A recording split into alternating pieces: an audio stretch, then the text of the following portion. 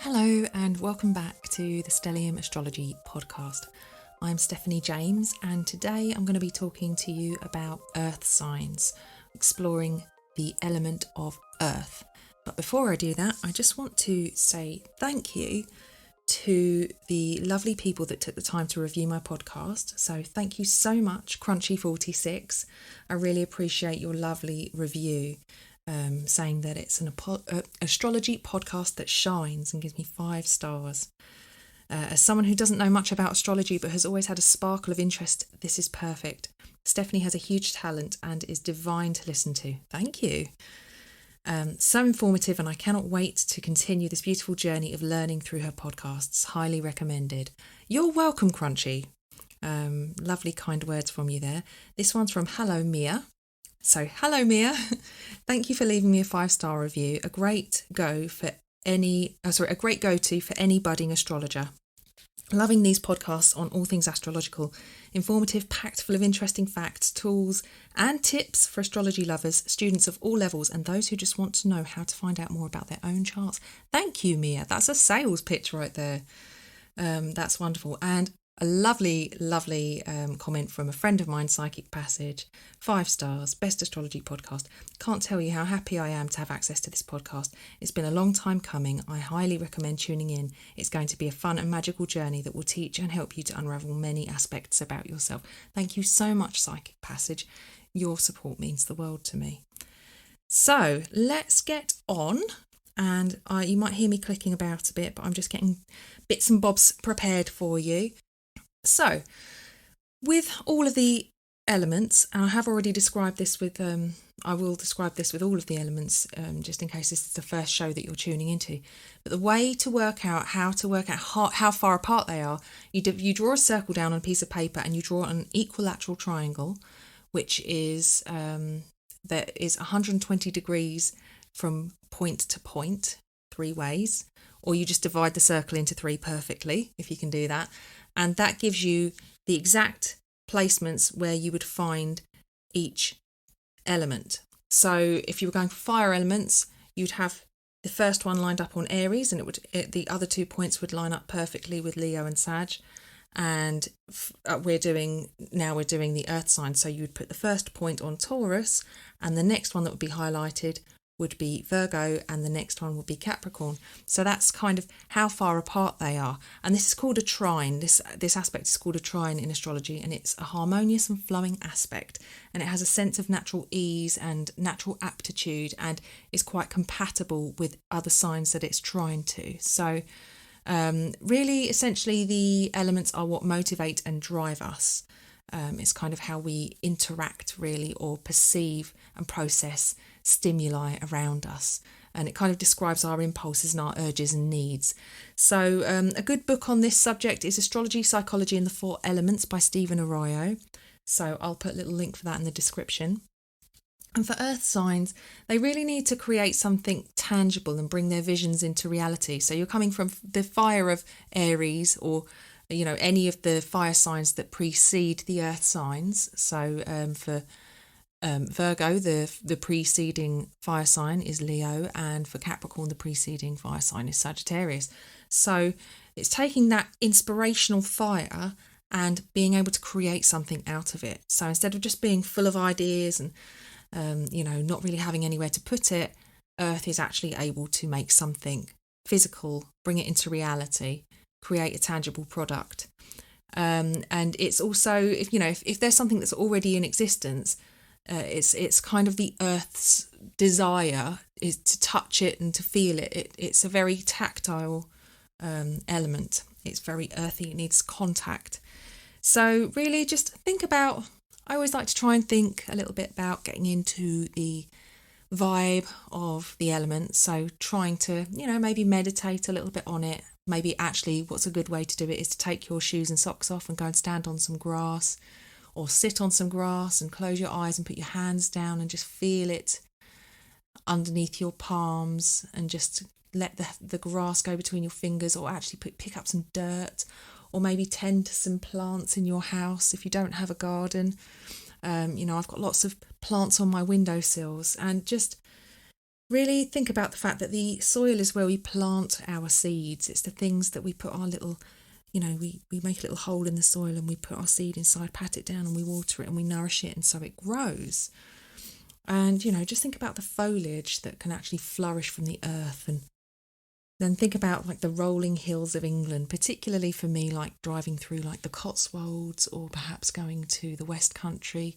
Some beautiful just rolling hills that just look almost like water rippling, but actually it's just the land. It's a beautiful, just poetic landscape. And then you've got the more dramatic mountain ranges like the Alps or the Himalayas or the Andes mountains. And then you've got like vast deserts in some of the hotter climates, the much more, closer to the equator. And then think about the sand by the ocean, the sand at the sea. That's a still earthy. Put your hands in the sand and just feeling that lovely connection with the earth, but being faced with the ocean in front of you. And earth supports all life on earth, literally. And it literally supports us when we stand on the ground. When we step outside and put our feet down, we are literally supported by the earth. And if you think about it, if you bring it down to the core, literally the core of the earth that's spinning around and creating that gravitational pull, which is attracting us towards it. That's what makes it possible. It's really, really core to the essence of earth, that kind of attractive quality. And, just connect with that feeling when you're out in nature. I know some people aren't particularly fussed about going out in nature. There are some, but myself personally, I get such a good feeling from just being out in the countryside. I love the countryside, and I just like being close to natural life, really, and just sort of reconnecting with the earth and just camping or going on a picnic. Just that feeling of comfort and security I get from being in nature. It's a wonderful feeling. It's a real sense of reconnection, and actually something that I think is important for anybody with strong earth in their chart, and anybody who doesn't have strong earth in their chart actually, is grounding, particularly when you're doing things like astrology and tarot. I didn't realise this until I studied Reiki, but actually I didn't know how energetically exposed I was to other people. When I started studying Reiki, one of the things that they force you to study, but you must do this, is learning how to ground. And it's really about, there'll be plenty of grounding meditations on YouTube, but it's about sort of really connecting with the floor and feeling your feet on the ground, and then just really anchoring yourself to the ground. You can almost imagine yourself growing roots from the bottom of your feet and just connecting with the ground. And then you can reach up as high as you like. You can go up into the sky, you can go up into space in your imagination and just reach out as far as you can. But you have to be connected on the ground. It's so important.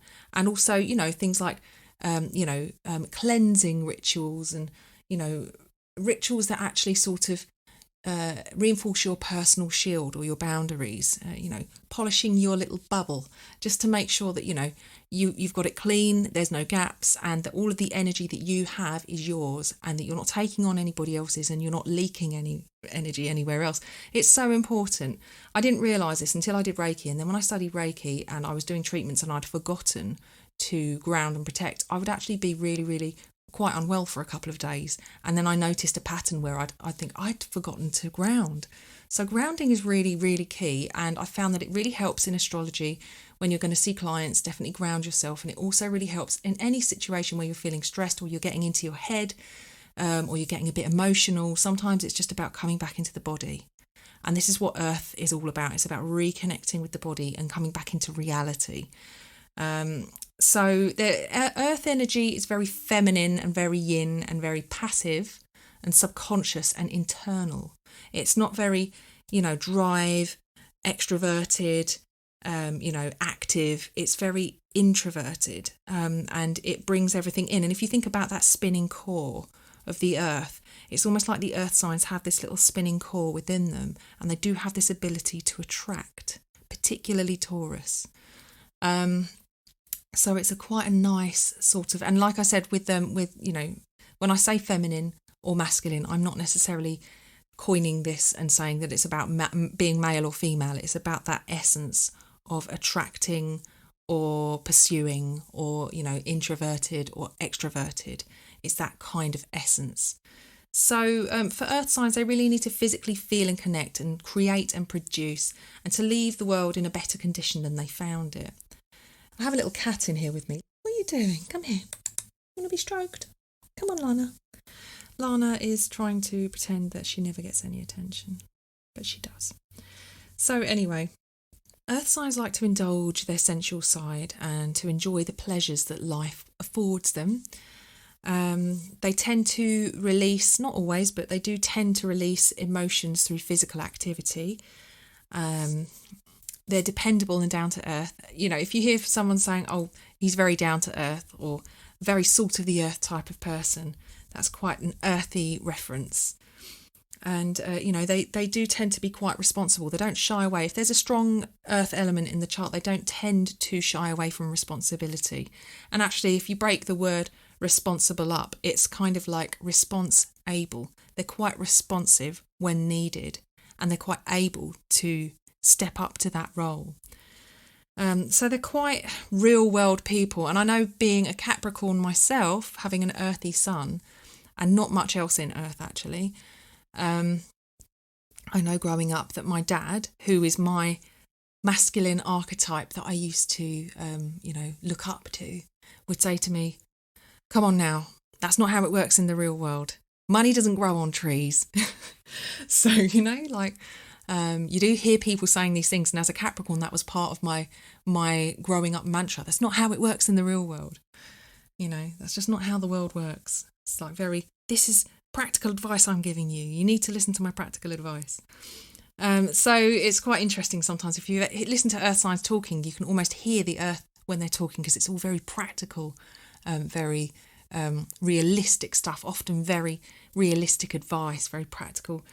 So earth signs are very good at building solid foundations and then building upwards. And security is often what drives earth signs. So it can be making sure that they have always got the roof over their head, so that they work really hard in order to make sure that they've got the things that they want. Or it could be Taurians, or those with, like a strong Venus, maybe like an earthy Venus, may want to have objects which reflect the hard work that they've done. But that is quite a Taurian thing. So again, that moves on to the next point, enjoying the fruits of their labour. So, actually enjoying having money which can afford them to indulge their physical senses, or to just adorn. Pardon, Archer? I don't know if you heard that. He was making noises. It's letting me know he's here. Hello, Archer. Are you okay? Anyway, the cats are really misbehaving today, actually, which is fine. I like it when they play, but they're just attention-seeking at the moment, and I will go and tend to them in just a moment. So, basically, earth signs like to enjoy the fruits of their labour, and kind of almost see labouring as a sense of self-love. Not always. I mean, I know plenty of earth signs that find work really hard, but when they're doing the right kind of work, when they find the thing that they feel most productive and get real reward from doing, then they don't see it as a chore, or they don't see it as sort of grinding. It's much more of a sense of enjoyment and fulfillment. So earth signs can really benefit, and also can gravitate quite a lot towards routines, and they can be quite tenacious. They're very practical and very disciplined. Where air signs can be blue sky thinkers, earth signs can really ground ideas and really anchor them and bring them into fruition. Overdoing it as far as earth is concerned, you can get people that are really overly practical. Maybe they err towards pessimism, but they call it being realistic. They don't really allow themselves to dream, or they don't really have the propensity to dream, because they're very trapped into reality, and they don't really see that, often our reality is created by our dreams and what we really want and our desires. They can be overly materialistic and, really put too much emphasis on having stuff that really isn't necessary. And they can be overly cautious and quite serious, and sometimes they can be a bit of a buzzkill. So, that's like heavy earth, being extremely practical. If you're lacking with earth, sometimes you can be a little bit out of touch with the body. So a lack of inhibition when it comes to knowing how to dress properly or appropriately for certain occasions. Those with a lack can be a little bit out of touch with their body. There can be a sense of hypochondria. So those who are quite anxious about little things, twinges in the body. And I don't have a lot of earth in my chart, but I have a lot of air, and I am an earth sign. And I think I can be a bit of a hypochondriac. I know I can.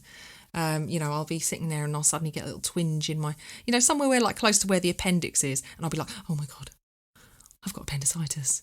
And then I'll be sitting there freaking out about it. And then it'll literally just pass and it'll be fine. And I'll just think, oh, okay. It wasn't appendicitis, it was nothing. But you can get really sucked into overreacting, because I guess just a sun in Capricorn, but also a lot of air allows me to go crazy in my thoughts. Then there's those that really don't know how to master that material realm. They kind of lack that ability. So they struggle with debt, perhaps, and, with actually sort of organising their money. And they think they know what they're doing with it. And then they suddenly go, oh, my money's gone, I'm in debt. And sort of like that horrible dread feeling that you've got when you just haven't got a grasp of money. So there can be a difficulty with mastering the material realm. And also with some lacking in earth, there can be problems with, addictive personalities, depending on other chart factors.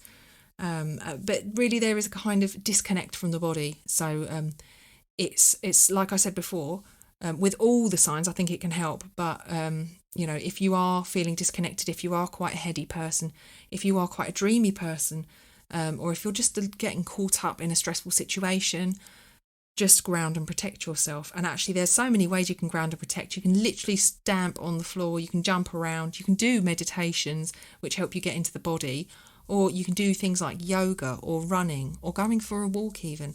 So there's lots of ways to bring yourself back into the body. So let's have a little look.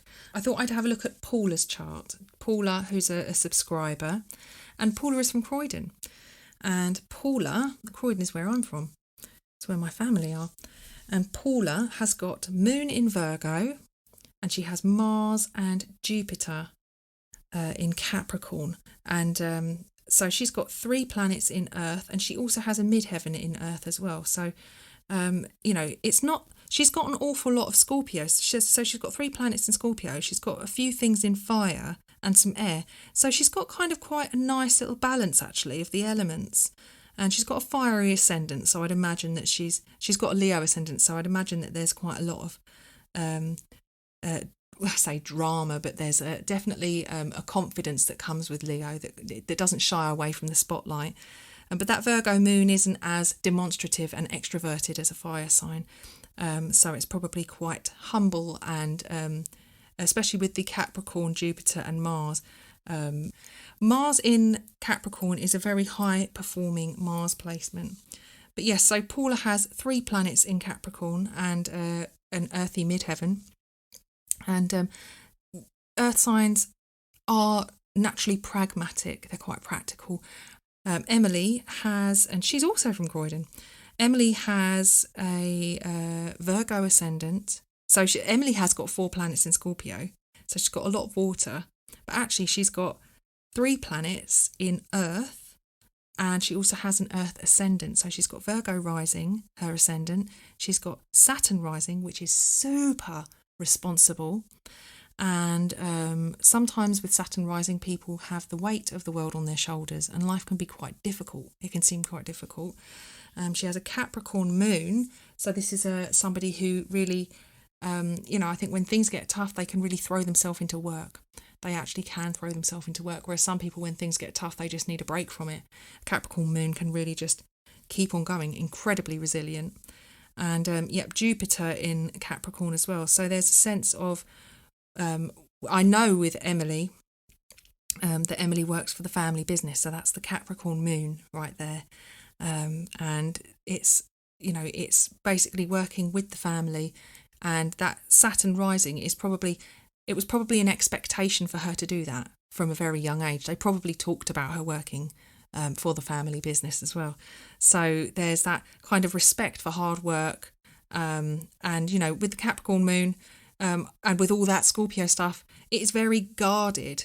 It's very, the Scorpio stuff likes to guard itself. It's very icy and protects itself. I'm not saying she's an ice maiden, but I'm saying that there's an element of not being as open emotionally as perhaps Cancer or Pisces are, the other water signs.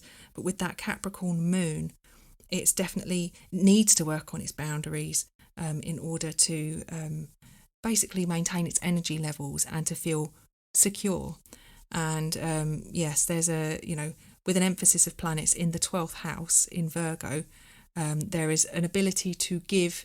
There's an expectation almost from a very young age that she's had to give a lot of herself to other people's causes. There's a lot of her working behind the scenes in order to make whatever it is she's doing work.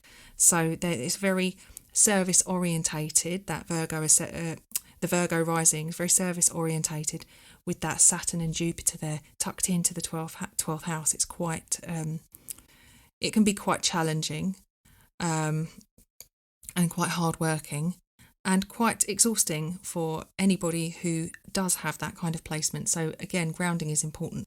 Somebody else I've got here, one of my subscribers, Sammy from Gravesend. And Sammy has got Moon in Virgo, Venus in Virgo. Virgo is setting in the chart, so that's the descendant, the other area of other people. And she's also got Mars in Capricorn and Neptune in Capricorn as well. So that's 4 planets in Earth. So that's a fair amount of Earth there. That's quite heavily weighted towards Earth. And with the earthy planets being up in the profession, work and ambitions zone, got Mars up there, might be seen as quite professionally competitive, though you might not like to reveal that to people. Capricorn, that Capricorn vibe is that they are ambitious. They can be competitive with Mars in Capricorn, but Capricorn's not about really showy displays of competition. Very good at applying itself and working really hard and being very structured, particularly when it's paired with like a Virgo moon and Venus in Virgo as well. There's someone that really values supporting other people, and having the moon in the 6th house, which is also another house of work. It's very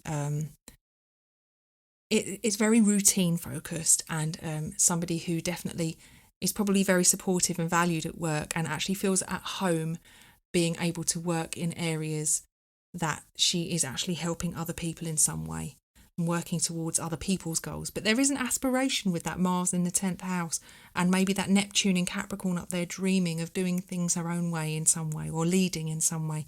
And you probably do, but you don't necessarily have to be ugly about it and ruffle other people's feathers. So that's Sammy, and let's have another look and see who else have we got. Ali B, thank you Ali B. Taurus, stellium alert, Sun, Venus and Jupiter in Taurus. We also have, I'm not talking about the nodes at the moment, but the nodes are involved. But yes, Ali has 3 planets in Taurus, and I know another person with Taurus as well, 3 planets in Taurus, and it's Moon, Saturn and Venus. And these people, I mean, there's a lot of water in Ali's chart. There's loads, and there's not a lot of fire. So we already, with the water signs, we'll park that for now.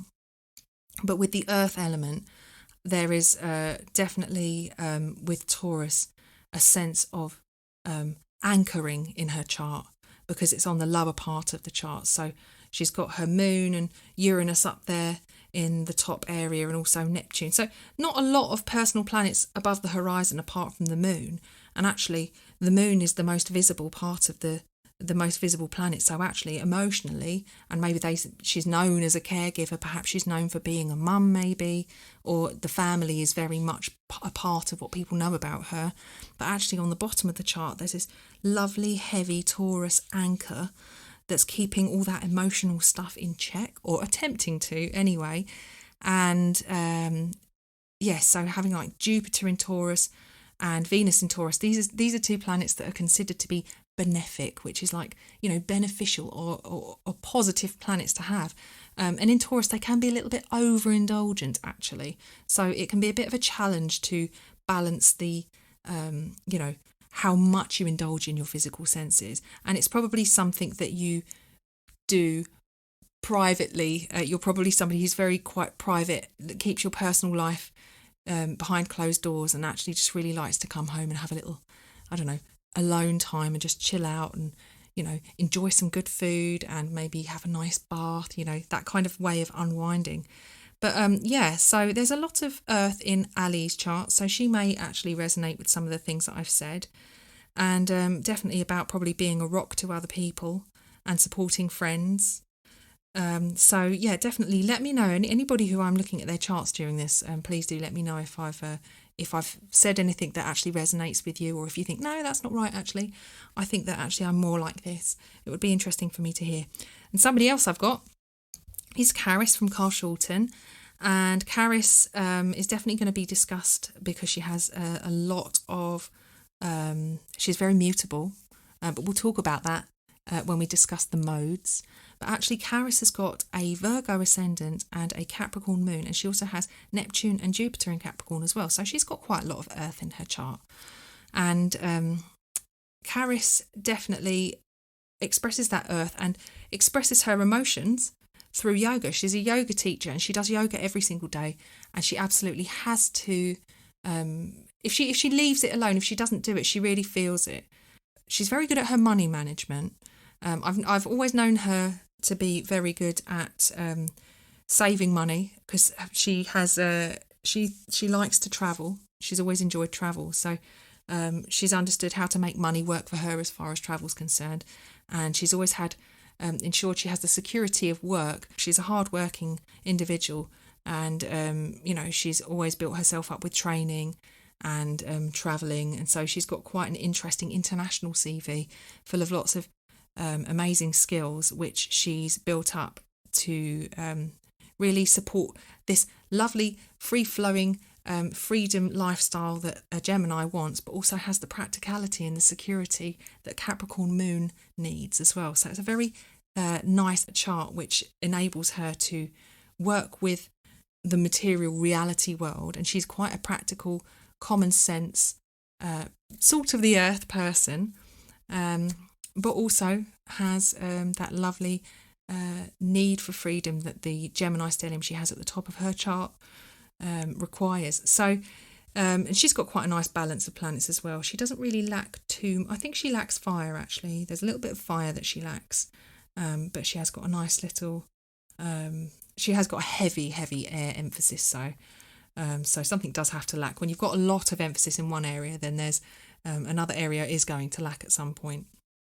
So that's some listener charts that I thought I'd just have a little look at and talk about, and I did pick out. So here's Gordon Ramsay. Gordon Ramsay, love him or hate him, he's a really interesting person. He has got 2 stelliums. He's a Scorpio sun, but also he has Moon in Virgo with Mars, Pluto and Uranus in the mix. That is one hell of a temperamental kind of stellium. Now, he himself, I don't see him as a temperamental person, though. You might argue, because he's quite passionate and he can be quite scary.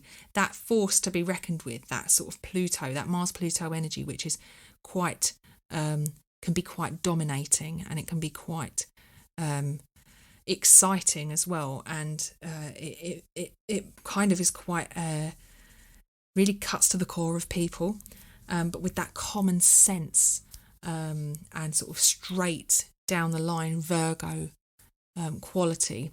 And what I think is great about Gordon's chart is his ability to go into restaurants and he does the Scorpio transformation side of things, but he also does this detail orientated, fastidiously clean, hygienic, demanding that no stone is unturned, which you could put down to Scorpio, but a Scorpio Virgo combination is definitely going to be very focused on cleanliness, I think, and definitely ensuring that everything is as it should be. So he gets called into restaurants to focus on where's it going wrong, and he digs into the details and finds that basically, this needs to change, that needs to change, the hygiene's rubbish, shut the place down. That's Gordon. So yeah, he's a great chart to look at. Just if you're still, I mean, his rating as well is actually perfect. He's apparently definitely a his birth time is right. So let's have another look at somebody. I picked out Betty Page, not because so Betty Page has got she's a glamour model, and I think that so it says here that her career started in the summer of 1950, and she's iconic. That hairstyle that she had with the short fringe, that's so many people have that haircut now, which was created by somebody who took photos of her and said, let's cut you a fringe and cut it too short. I don't know if you've ever seen the Betty Page film, but it's worth watching. It's really interesting. And so she doesn't have like the heaviest earth emphasis in her chart. She does have Sun and Mercury there though. But what I think is interesting is that she made a career out of posing, being very risque. And in her day, like she didn't, what she was doing in her day was considered to be extremely taboo. And she does have other elements of her chart which describe this.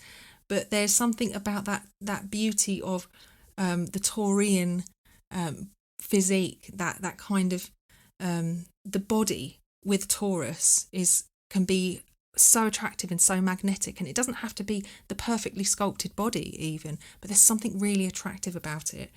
And when I was talking about elemental lacks, that's when I thought about Betty Page, because Betty didn't have a problem with stripping off, and the way she saw it was, it's the body that God gave me, and why should I be ashamed of that? Now, we don't know if her birth time is exact. It's a B rating, but I just thought I'd pick that out. So if you want to have a look and look into Betty Page and maybe watch the film, she is oh, hello Archer. Cool, he scared me. She's a Taurus, and it's worth watching the film and bearing in mind that she is a Taurus. Who else have I got? David Bowie. He's got Sun, Mars and Mercury in Capricorn. So David Bowie and I were born on the 8th of January as well, so he's my solar twin. But obviously David Bowie has become his own, he's just an icon. And I'm not saying that all Capricorns are icons, but they certainly over time, with hard work and persistence, really sort of gain respect from their peers and from the people that watch them really kind of work their way through. And one of the things that's really interesting about David Bowie is that he was able to kind of transcend shifts in generations and music tastes, and he was very able to kind of continue with his music. He was a true creative, and he just kept putting the music out. He didn't actually compromise on quality. He was always very high quality with what he did. And obviously very sadly he's passed away now, but he's one of the things that Capricorn does is that it tends to want to leave some kind of legacy. And he has left us a legacy with his, I think it was called Lazarus, that piece of music, that really haunting film, music video, which absolutely got into my head. And I think a lot of people were having dreams about it after he died. It was amazing. I've got goosebumps talking about it. And I know there's a lady called Leslie who's on my Facebook friends list who absolutely is the biggest David Bowie supporter that I know, apart from a girl that I used to work with called Rachel. So if you're listening, hello, I'm going to dedicate this part of the podcast to you, Leslie and Rachel, the biggest Bowie fans that I know. And so that was kind of it. I just wanted to give a little example of some earthy charts and get you guys involved. And if you're enjoying this, please share it with your friends and let them know that this is something that they can take part in as well. And please don't forget to subscribe, rate and review on iTunes or any of the platforms you're listening to. If you can review me, it would mean the world to tell me how much you're enjoying it. I'd love to know if you agree with any of the things that I'm saying, or if you've got any earth in your chart. And if you'd like to take part, all you need to do is sign up to my mailing list at stelliumastrology.com and fill out the form, and I will look at your chart and see if I can squeeze you in somewhere. I'm absolutely loving doing this for you guys, so I'd love your feedback and let me know if you're enjoying it too. Thanks very much. Take care. Bye.